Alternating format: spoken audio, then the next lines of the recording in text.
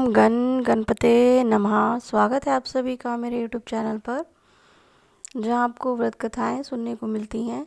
तो चलिए आज मैं आपको इस वीडियो में वैशाख मास में पड़ने वाली गणेश चतुर्थी व्रत की कथा सुनाऊंगी। तो चलिए सुनते हैं गणेश चौथ व्रत कथा।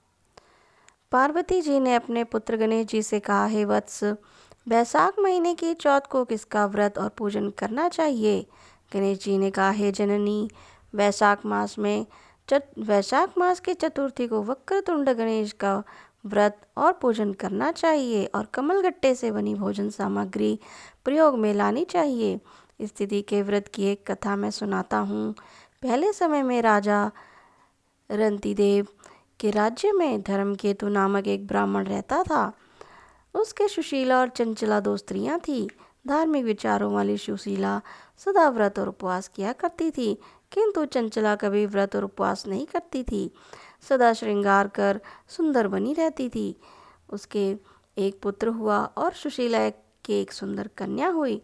चंचला ने पुत्र की खुशी में प्रसन्न हो सुशीला से कहा, तू सदा व्रत उपवास करती रहती है, फिर भी तेरी कन्या उत्पन्न हुई और मैं कभी भी व्रत उपवास नहीं करती, फिर भी मेरे सुंदर पुत्र उत्पन्न हुआ।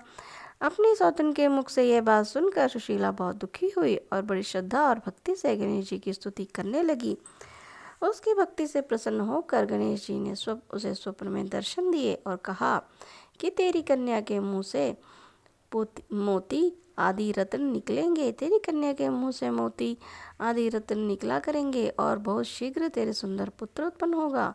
थोड़े समय बाद सुशीला के पुत्र उत्पन्न हुआ और कन्या के मुंह से रत्न निकलने लगे।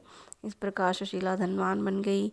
धर्मकेतु कुछ समय बाद मृत्यु को प्राप्त हुआ। ब्राह्मण की मृत्यु के बाद चंचला घर की सब संपत्ति लेकर अलग हो गई।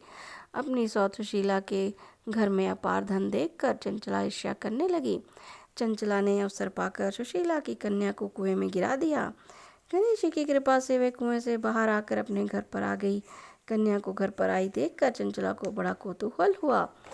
गणेश जी की कृपा का यह फल जानकर वह सुशीला के चरणों में गिर पड़ी और अपने किए हुए पापों के लिए उससे कहा, हे बहन, मुझे क्षमा करो, मैंने पाप किया है, तू दयालु है, दोनों कुलों का उद्धार करने वाली है। तुम्हारे ऊपर गणेश जी की पूर्ण कृपा है, अतः तुम्हें कोई कष्ट नहीं पहुंचा सकता। है जननी, प्राचीन काल की कथा मैंने तुम्हें सुना दी, सो यह व्रत बहुत पुण्य देने वाला है।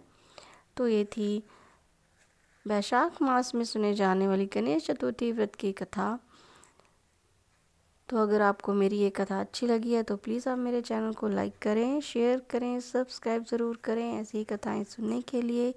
और कमेंट में गणेश भगवान की जय अवश्य ही लिखें। गणपति महाराज आपकी सभी मनोकामनाएं पूर्ण करें। धन्यवाद।